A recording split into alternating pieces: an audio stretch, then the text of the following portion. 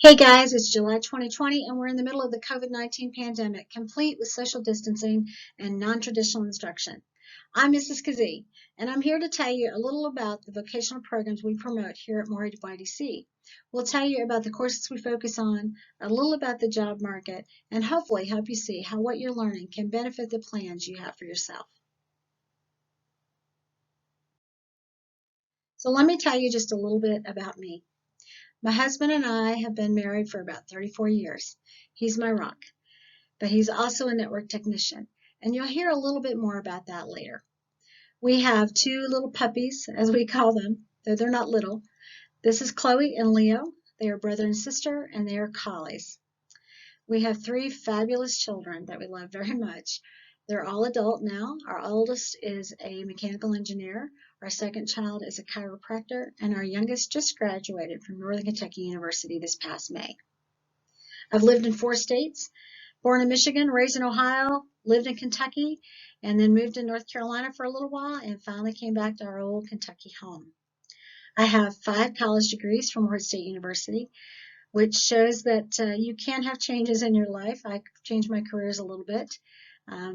So we have those degrees and have advanced to rank 1 as an educator. I have 10 certifications, and we'll talk a little bit about certifications a little bit later. Those are great ways to get attention and have your resume noticed and your possible college application noticed to demonstrate your skills and competencies that you've learned over your academic period. 13, I have been with Morehead Youth Development Center for 13 years. I have had 16 jobs since the age of 16, which is a little interesting. Done a little bit of everything from bookkeeper and office manager to working in restaurants as a manager and a night auditor, and just to name a few, on top of being an educator. I've worked for manufacturing companies and sales companies, the banking and accounting industry, nursing home care, and public, private, and state academic settings. I also sell Avon, and I have been an entrepreneur for over 23 years. I run my own business called Kazee Bookkeeping.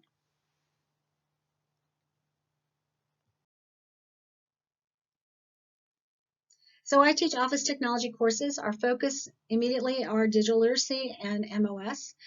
Digital literacy, in this class you'll learn more about computer technology, including hardware, operating systems, productivity software. You'll learn a little bit about internet safety and viruses and security and things of that nature. It's one of the most common courses that's offered across the state in the Business and Marketing Education program. It's also offered through information technology. And one of the reasons we offer it is on most of the pathways that are provided in those programs. And so you can use that and carry it with you wherever you go back to school. We also teach MOS, which is Microsoft Office Specialist. This focuses on Microsoft productivity programs such as PowerPoint, Excel, and Word. PowerPoint is a presentation program like what you're viewing right now. Excel is a spreadsheet program which has a grid with rows and columns, and you provide data and then you generate financial information by creating formulas. It's a well-known and most used software, and a lot of employers are looking for someone with skills in Excel. Word is for documents. You might use it to write letters or develop a resume or a memo, or even create reports for your junior and senior year of high school, or possibly an English class in college. In this class, we'll push you to get to a level where you can take certification testing under Certiport. And once you've received 1 or 2 or 3 of those, if you have 3, you will be considered a Microsoft Office Specialist that you can add to your resume and to your college applications. We also look at other things, occasionally entrepreneurship, business essentials. We might talk about finance or insurance. We might talk about the stock market or even tax returns. All of these are important for daily living. You'll see on the left there a trophy. We try to get our office tech students involved a little bit in Future Business Leaders of America, at least acquaint you with what is out there. So should you go back to your home community, you might get involved in that particular career and student technical organization. And so this particular year, we had a student who competed in computer problem solving and was able to place third place in the region. We were pretty excited about that. One of the things we also compete in is developing a bulletin board with the theme that's provided. So you'll see that on this page as well, a world of opportunity. That's the one that our students created this year. And so it's a really great opportunity to get involved in some of those activities and demonstrate your skills and compete just a little bit. We also do field trips. We collaborate with our horticulture teacher and our career options instructor, as well as our academic teachers, and try to develop field trips to get you off campus every now and then and connect the dots between some of those skills and content that we're trying to teach you. Also to help you be better communicators and build up some of those soft skills that you need for your jobs. And occasionally we have special projects. Sometimes we'll play around with a drone, or we'll create a magazine cover, or work with a green screen. So these are all little things that we do occasionally in our class time. You'll notice also on this page is a list of the 10 most in-demand jobs. Just last week, it was reported on CBS News that Microsoft and LinkedIn are collaborating together. So Microsoft is trying to develop courseware that is free for those who are displaced as employees because of the COVID-19 virus. And these are areas that are in the tech field that are looking for jobs. Software developer, sales rep, project manager, IT administrator, customer service specialist, graphic designer. All these start with an introductory class, much like digital literacy. And then you get to play around a little bit, as a young adult and see what you like. So we're going to tell you just a little bit about the job market for this as well. You'll see on the page several different businesses. These are the top tech companies across the United States and their revenue. They're also some of the top industries that employees actually want to work for. So we thought you might enjoy seeing who those people are.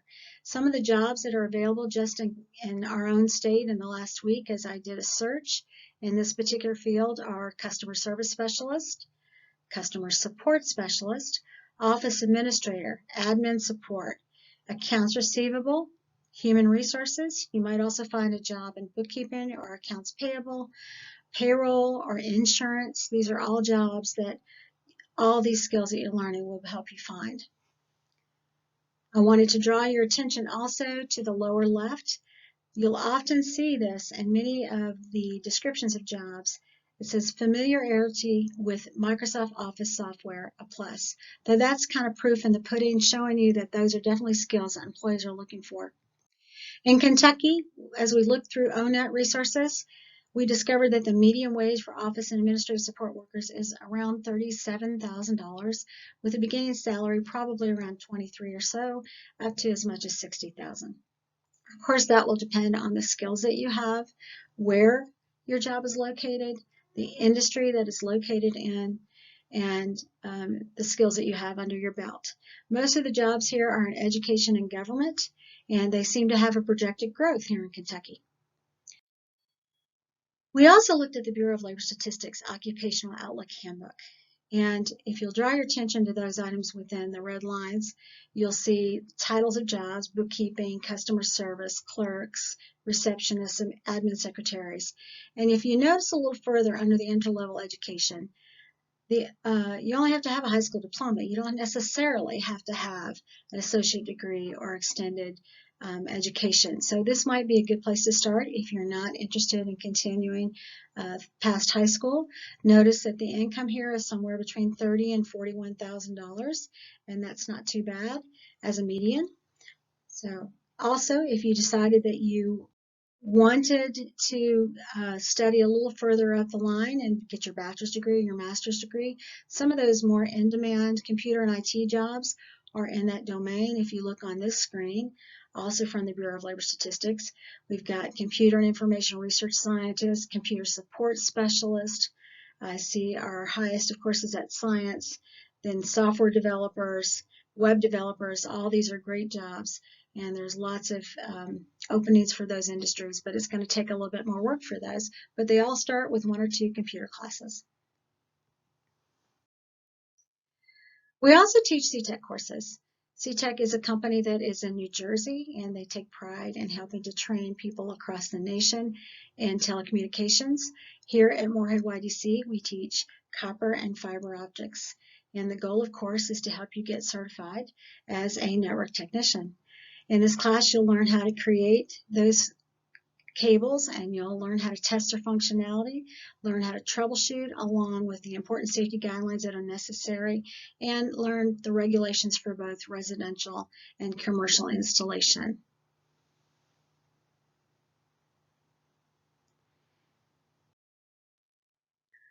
A telecommunications installer here in Kentucky can expect to have a median income of about $41,500 with a starting pay of just around $24,000 and possibly up to as much as $87,000 or $88,000. That, of course, again, depends on your skills, the number of years worked, where you're working, if you're working overtime. There's other things that contribute to that, but there's definitely a field for this particular employment. Also with the Occupational Handbook, to confirm much of that, the Bureau of Labor Statistics shows that these employees do not necessarily have to have anything above a high school diploma. I'm sure that a certification is definitely a leg up in getting that job as you compete against hundreds across the state. So here we see line installers and repairers. Telecommunication equipment installers and repairers can make anywhere from $57,000 to $67,000, so you just never know. Some of the jobs that we looked up last week for this particular field show, I just wanted you to see what some of those titles are. We're looking for voice and data, fiber installers, technicians, telecommunications switch, network field service technician. These are the types of titles that you're looking for when you do a search for these network jobs. So we just wanted to let you know that there are jobs available in the state, a little bit of an idea how much that you could expect as an income at some point, where it might start. And one good thing about information technology and CTech, very often, as soon as you turn 18, they'll hire you with these jobs. So now you have a pretty good idea what our classes cover. We hope you have a better idea how you want to navigate your course. So feel free to reach out to us, and we hope you've learned a lot from our little video. Thanks for watching.